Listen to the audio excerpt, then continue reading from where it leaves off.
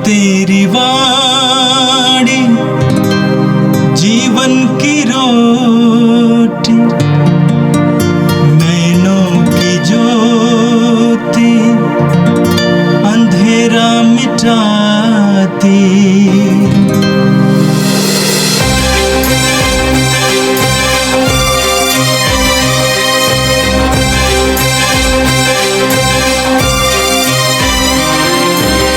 प्रभु तेरी वाणी जीवन की रोटी, नैनों की ज्योति अंधेरा मिटाती।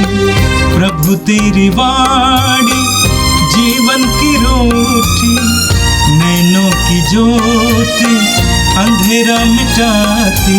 वाणी वाणी वाणी वाणी वाणी पवित्र है, शाश्वत है, जीवन का मन्ना है। 11 दिसंबर शनिवार।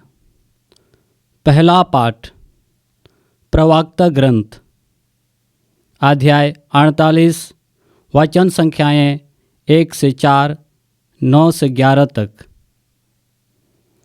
इलियास फिर आएंगे।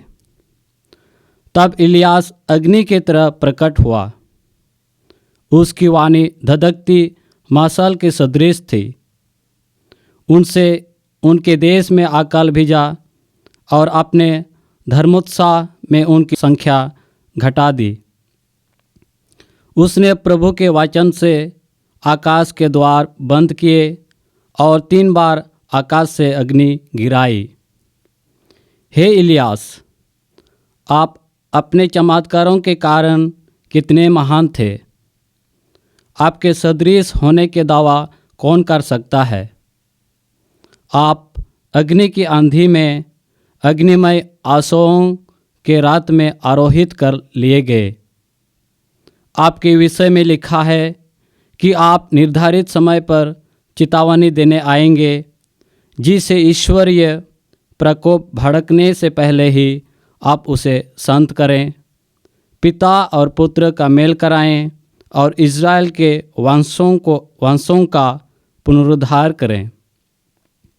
धन्य है वे जिन्होंने आपके दर्शन किए, जो आपके प्रेम से सम्मानित हुए। यह प्रभु की वाणी है। संत मत्ती के अनुसार पवित्र सुसमाचार, अध्याय 17, वाक्य संख्या 10 से लेकर 13 तक। पहाड़ से उतरते समय उनके शिष्यों ने उनसे पूछा, शास्त्री यह क्यों कहते हैं कि पहले एलियस को आना है?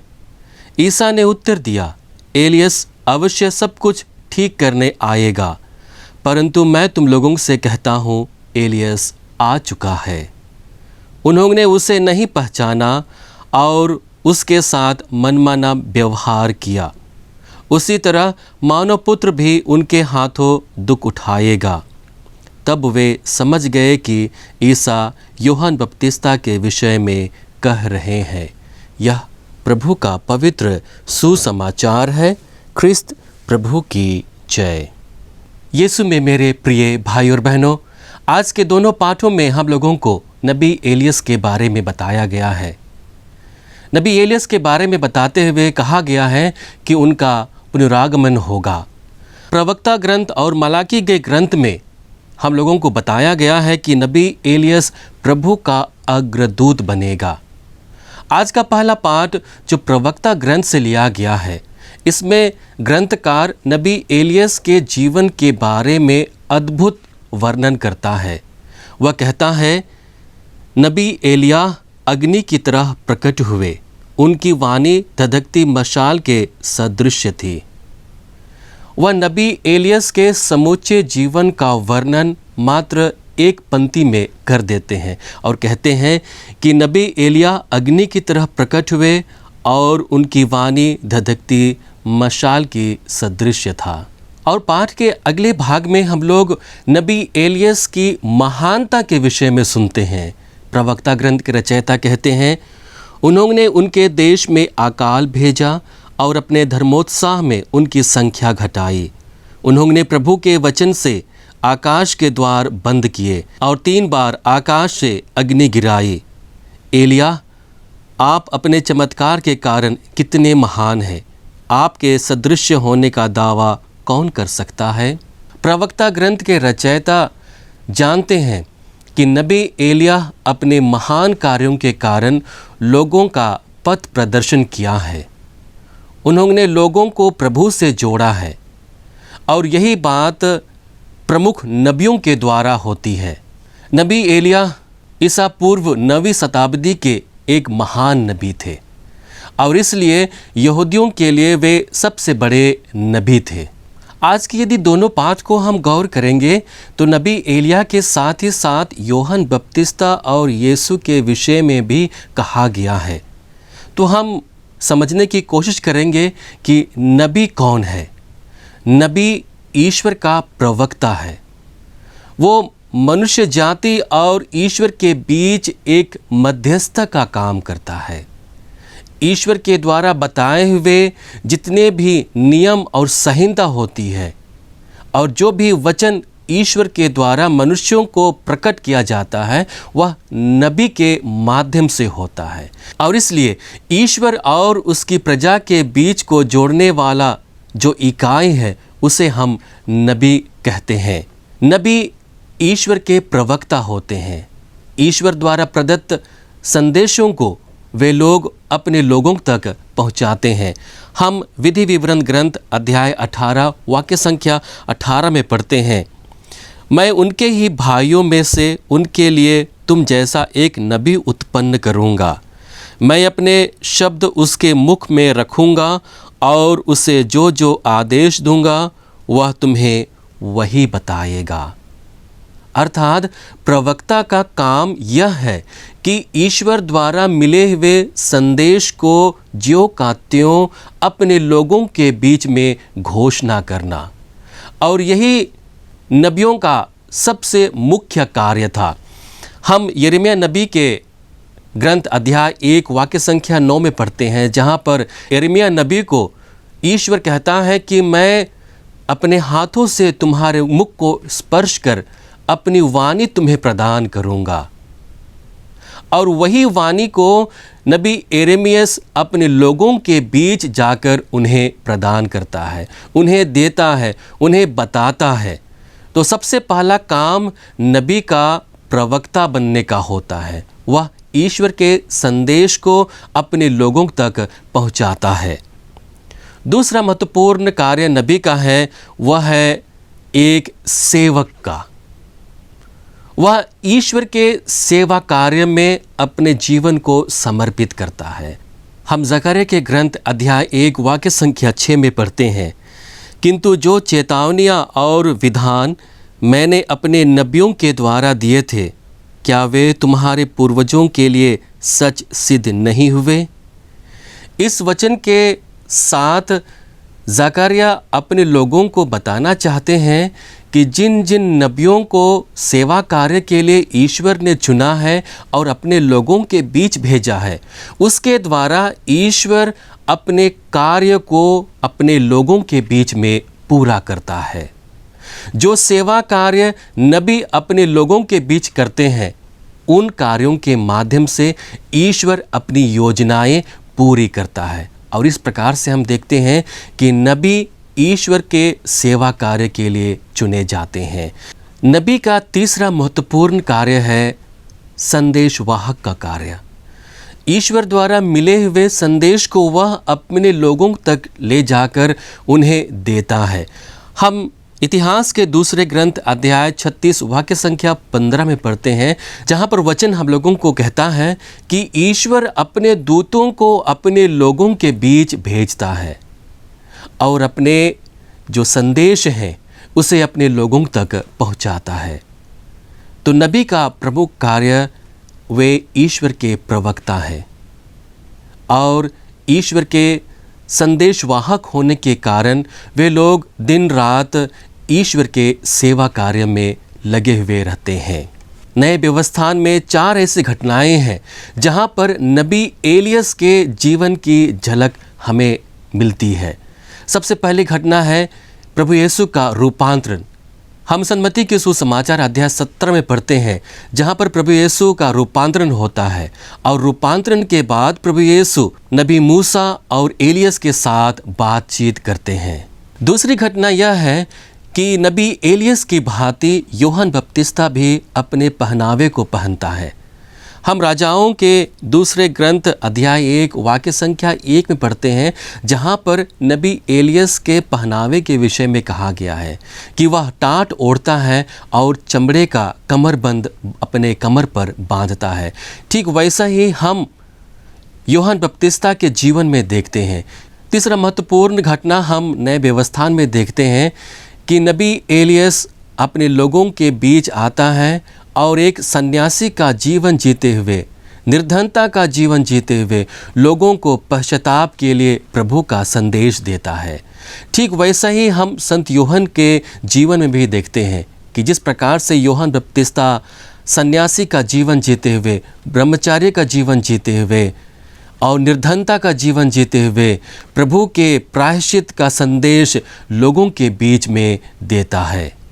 चौथा महत्वपूर्ण घटना है कि नबी एलियस की भांति यूहन्ना भी हेरोद और हेरोदियस के विरुद्ध उठ खड़ा होता है और न्याय के विषय में उनसे बातें करता है।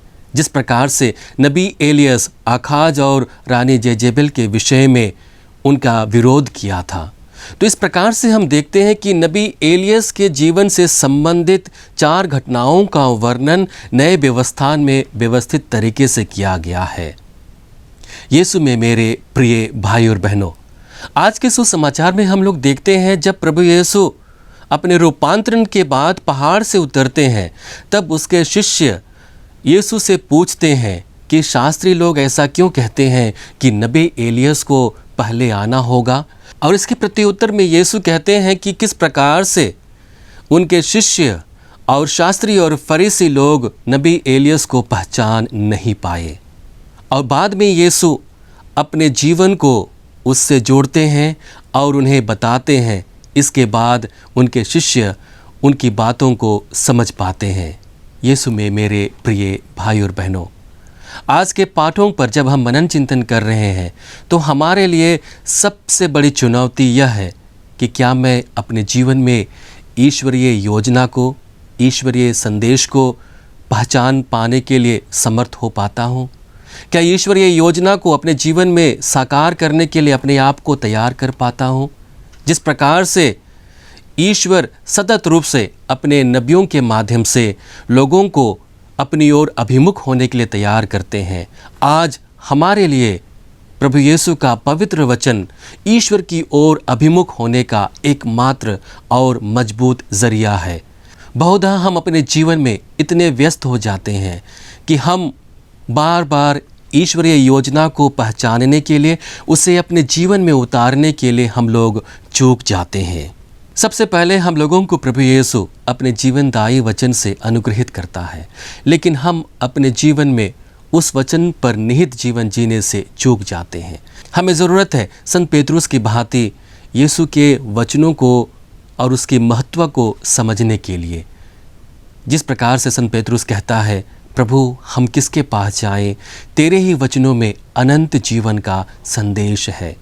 हमें लगातार उन वचनों को अपने जीवन में उतारने की ज़रूरत है, और जब हम ऐसा कर पाते हैं तो हम ईश्वरीय आज्ञाओं के प्रति ईमानदार बनते हैं, ईश्वरीय योजनाओं को अपने जीवन में साकार होने देते हैं। दूसरा महत्वपूर्ण कार्य प्रभु यीशु हमारे जीवन का मार्गदर्शक बनकर करता है, हमें अच्छे जीवन का वादा देकर करता है, लेकिन हम अपने अविश्वास के कारण उस प्रतिज्ञा से चूक जाते हैं। पवित्र संस्कारों के द्वारा प्रभु यीशु हमारे व्यक्तिगत जीवन में आते हैं। परम प्रसाद संस्कार के द्वारा, मेल मिलाप के संस्कार के द्वारा हम प्रभु यीशु को व्यक्तिगत रूप से अपने जीवन में लेकर आते हैं, लेकिन हम अपने जीवन में उसके अनुरूप फल उत्पन्न करने से चूक जाते हैं। यीशु में मेरे प्रिय भाई और बहनों, जिस प्रकार से हम आगमन काल में हैं और अपने आप को तैयार कर रहे हैं प्रभु यीशु को अपने जीवन में ग्रहण करने के लिए, बालक यीशु को अपने जीवन में जगह देने के लिए, आज हम लोगों को ज़रूरत है कि हम ईश्वर के वचन को, उसकी योजना को, उसके वादे को हम लोग अपने जीवन में पहचान सकें और उसके प्रति हम अपने जीवन को समर्पित कर सकें। आइए हम प्रभु से प्रार्थना करें कि हम प्रभु के वचन के प्रति ईमानदार रहें। हम दिन प्रतिदिन प्रभु के वचनों पर मनन चिंतन करते हुए उसकी योजना को हम अपने जीवन में पहचान सकें और अपने जीवन को उसके प्रति समर्पित कर सकें, ताकि हमारे जीवन के द्वारा हम प्रभु को अपना महिमा गान प्रकट कर सकें और अपने जीवन में हम बालक यीशु को जगह दे पाएँ। और इस क्रिसमस में हम विशेष रूप से प्रभु के अनुग्रह को अपने व्यक्तिगत जीवन में, अपने पारिवारिक जीवन में, अपने सामुदायिक जीवन में हम अनुभव कर सकें। आइए हम इसके लिए प्रभु से प्रार्थना करें। हे सर्वशक्तिमान पिता परमेश्वर, हम धन्यवाद देते हैं इस सुंदर दिन के लिए, तुझसे मिले हुए हर एक वरदानों के लिए प्रभु हम तुझे धन्यवाद देते हैं। धन्यवाद प्रभु आज के पवित्र वचन के लिए जो हमें स्पर्श कर रहा है। धन्यवाद प्रभु आज के पवित्र वचन के लिए जो हमारे जीवन को स्पर्श कर रहा है। जिस प्रकार से प्रभु तूने नबियों के द्वारा तेरी योजना को अपने लोगों को बताया, आज प्रभु तेरी योजना के बारे में हम लोगों को तेरे पवित्र वचन से पता चलता है। प्रभु हमें यह बल दे कि हम आने वाले तैयारी में अधिक से अधिक तेरे पवित्र वचन पर मनन चिंतन करते हुए तेरी योजनाओं को समझ सकें, तेरे वादे को अपने जीवन में समझ सकें, तेरे अनुग्रह को अपने जीवन में अनुभव कर सकें और एक अच्छी तैयारी के साथ हम सभी क्रिसमस का पर्व आनंद के साथ मना सकें। हम ये प्रार्थना करते हैं हमारे प्रभु क्रिस्त के द्वारा, आमीन। प्रभु तेरी वाणी जीवन की रोटी, नैनों की ज्योति अंधेरा मिटाती। वाणी वाणी वाणी वाणी वाणी पवित्र है, शाश्वत है जीवन का